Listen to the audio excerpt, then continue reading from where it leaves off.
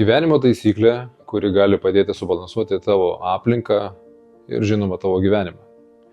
Pats pro tai praėjau, todėl žinau, kad tai veikia. Ir netgi puikiai. Yra 5 tipai žmonių, kurių nereikėtų turėti savo gyvenime. Pirmas. Amžinai nepatenkinti. Kažkuo tai skundžiasi, kažkas jame vis negerai ir blogai. Ir tuo negatyvu jie užkrečia ir tave patį. Antras. Manipuliatoriai. Tokie žmonės apeliuoja į tavo jausmus, kitaip kalbant, žaidžia tavo jausmais tam, kad gautų tai, ko jiems reikia. Trečias. Tai tokie, kurie nebrangina tavo laiko. Pastoviai vėluoja, keičia planus prieš pat susitikimą ir visiškai negerbia tavo užimtumo. Ketvirtas. Tai tokie, kurie vengia atsakomybės.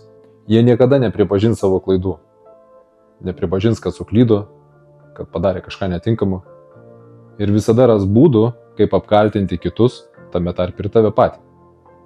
Penktas. Aš juos vadinu pasinaudotojai.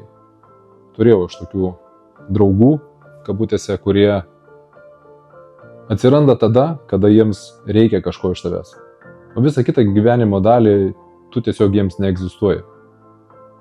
Ir pas tave yra tokių aplinkoje žmonių, iš tų išvardintų.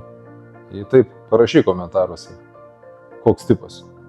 O jeigu nori daugiau įžvalgų apie gyvenimą, tai kviečiu sekti mano profilį. O jei ši informacija buvo naudinga, tai pasidalink ją su savo aplinka. Ačiū, kad esi.